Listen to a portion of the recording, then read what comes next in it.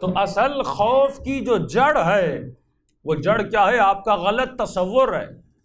اس تصور کو جس چیز نے لیا ہوا ہے وہ آپ کا وہم ہے کہ یوسوس فی صدور الناس من الجنۃ والناس.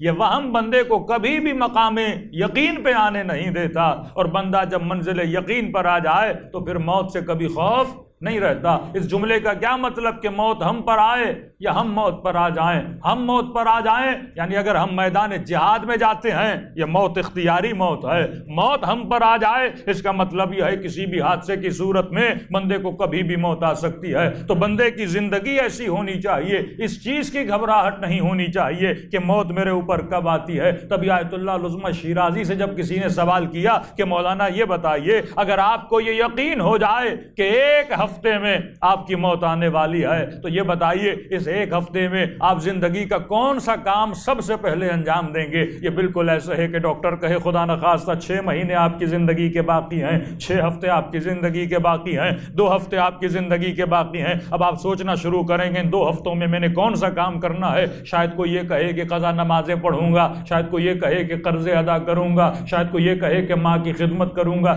شاید کوئی یہ کہے کہ قرآن کی تلاوت زیادہ کروں گا. لیکن آغا شیرازی نے کیا جواب دیا کہ قبلہ یہ تو بتائیے اگر آپ کو پتا چلے کہ زندگی کا آخری ہفتہ باقی ہے آپ اس آخری ہفتے میں کون سا عمل انجام دیں گے؟ آغا کشمیری نے مسکرا کر کہا کوئی خاص عمل انجام نہیں دوں گا، ایسے ہی زندگی گزاروں گا جیسے آج تک گزار رہا تھا.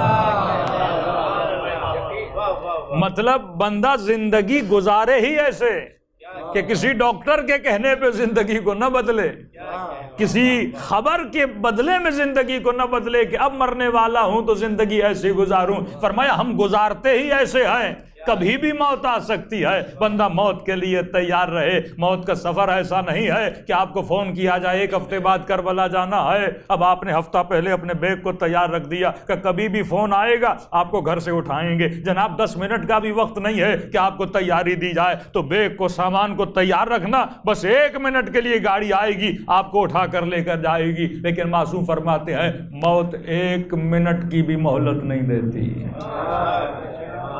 1 سیکنڈ بھی بڑا ہے. یہاں ایک جھٹکا لگا اور بندے کی کمپلیٹلی دنیا سے سارے تعلقات ختم ہو گئے. اب مومن کہتے ہیں مولانا یہ تعلقات کیسے ہوتا ہے؟ میں نے کہا بھائی آج کے زمانے میں تو سمجھنا سب سے بڑا آسان ہے. میں نے کہا آپ کے ہاتھ میں موبائل ہے، موبائل میں واٹس ایپ ہے، موبائل میں فیس بک ہے، موبائل میں انسٹاگرام ہے، کتنے سافٹ ویئر پڑے ہوئے ہیں. لیکن اگر انٹرنیٹ ڈسکنیکٹ ہو جائے،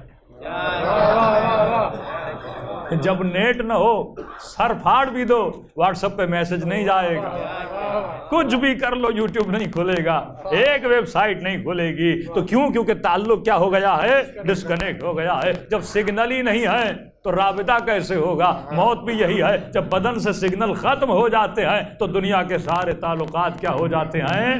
ٹوٹ جاتے ہیں. تو فرمایا اس وقت کے لیے تیار رہنا. لیکن معصوم فرماتے ہیں خوف نہیں ہونا چاہیے. خوف اسے ہوتا ہے جو بندہ تیار نہیں ہوتا.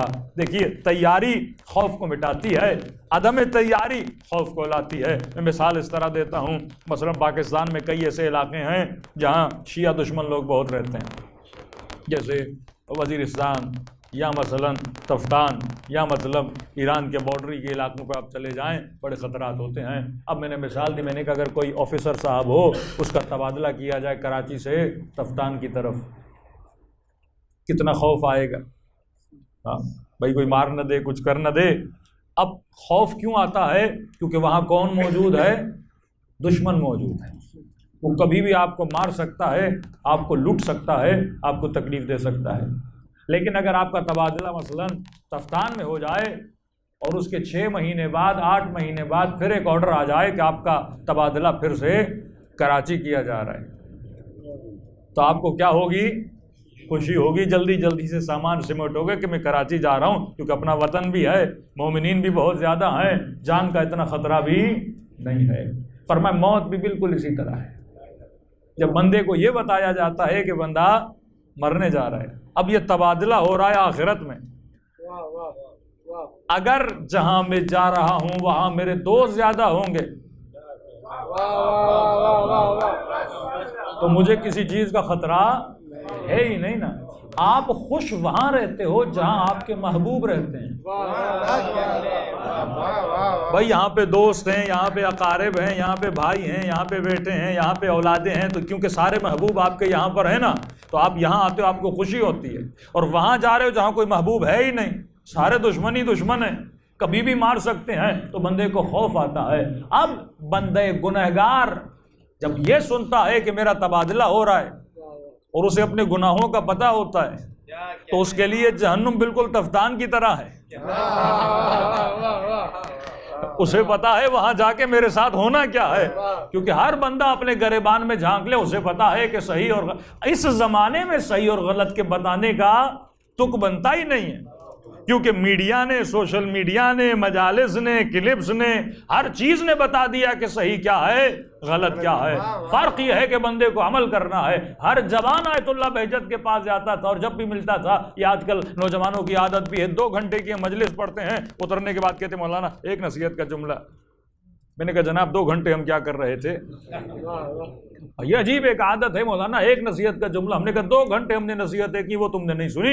آغائے بہجت کے پاس بھی لوگ جاتے تھے اور ہمیشہ یہی کہتے تھے قبلہ ایک نصیحت، ایک نصیحت، ایک نصیحت۔ آغائے بہجت کا ایک مشہور جملہ تھا، وہ کہتے تھے جوان، اے مومن، اے علی والے، اے امام زمانہ کی تلاش میں رہنے والے، میری ایک ہی نصیحت ہے کہ جتنا پتہ ہے اس پر عمل کر۔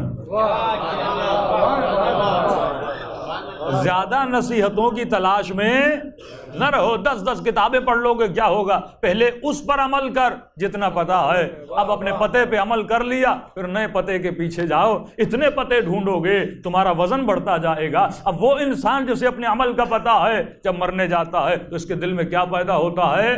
خوف پیدا ہوتا ہے، کیونکہ اسے پتا ہے کہ میرا عمل کیسا ہے۔ لیکن جو تیار ہے، جس کے سارے محبوب وہاں پر موجود ہیں، جس نے عشق علی اور آل علی سے کیا ہے، جس کا عمل علی اور آل علی جیسا ہے، جس کی سیرت سلمان اور ابو ذر جیسی ہے، اسے کیسا خوف ہے؟ وہ تو یہ کہتا ہے کہ جب میں جاؤں گا تو علی کے چہرے کی زیارت کروں گا۔ وہ تو یہ کہتا ہے جب جاؤں گا میرے استقبال کے لیے میرے بڑے آئیں گے۔ تو بھی فرمایا کہ ہر مرنے والا مرنے کے بعد خوش ہوتا ہے۔ تعجب سے پوچھا مولا، نیک بندہ خوش ہو تو سمجھ آتا ہے، کیونکہ نیکیاں ملیں گی، کیونکہ انعامات ملیں گے، کیونکہ اللہ وہاں پہ نعمتوں سے مالا مال کرے گا۔ لیکن مولا گنہگار مرتا ہے تو وہ خوش کیوں ہوتا ہے؟ فرمایا نیک بندہ جب دنیا سے جاتا ہے وہاں کی نعمتوں کو دیکھ کر خوش ہوتا ہے، اور گنہگار جب دنیا سے جاتا ہے اور وہاں کے عذاب کو جب دیکھتا ہے تو کہتے اللہ کا شکر ہے جلدی مر گیا،